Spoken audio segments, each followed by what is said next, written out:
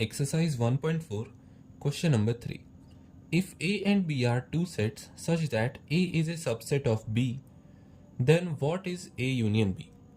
तो इस क्वेश्चन को हम एक नए मेथड से समझते हैं जिसे हम कहते हैं वेन डायग्राम। वो होता है सेट्स का विजुअल रिप्रेजेंटेशन। तो अगर मैं ए एक सेट मानूं, तो ये एक सेट है ए, तो उसे मैंने एक ग्रुप से रिप्रेजेंट कर दिया। इसके अंदर ए के एलिमेंट्स हो सकते हैं, एक सर्कुलर ग्रुप से रिप्रेजेंट कर दिया।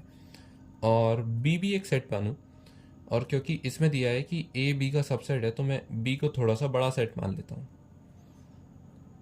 ये बी है, इसमें थोड़े ज़्यादा एलिमेंट होंगे ए से, लेकिन ए के भी सारे एलिमेंट इसमें होंगे।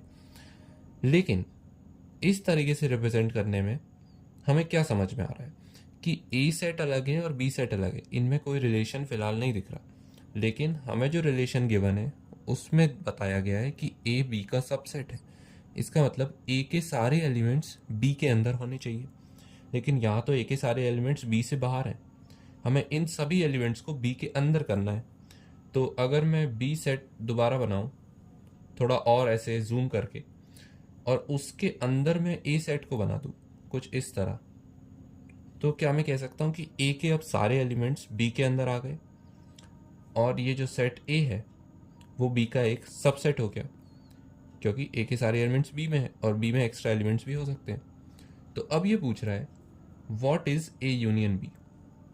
यहाँ से देख के हमें लग रहा था कि A union B would be just A union B in दोनों सेट्स को देखकर, क्योंकि दोनों एलिमेंट्स अलग अलग थे।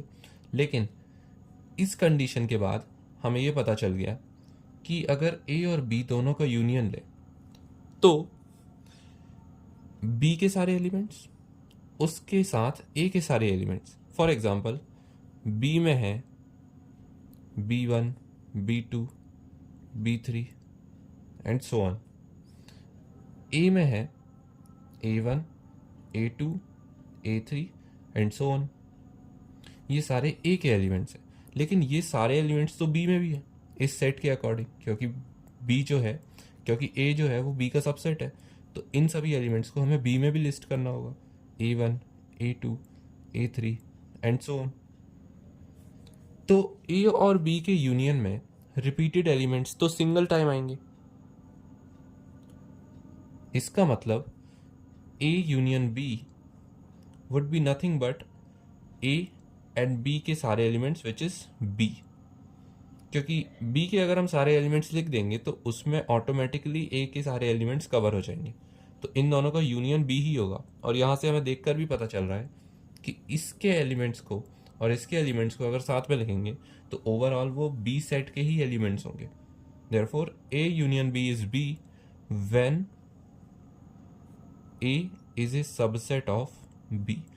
तो ये हमें एक इम्पॉर्टेंट प्रॉपर्टी ही पता चल गई इस क्वेश्चन से कि अगर कोई सेट दूसरे सेट का सबसेट हो तो उन दोनों का यूनियन वो बड़ा वाला सुपर सेट होगा जिसका सबसेट ये सेट ए था। So B is the answer of our given question.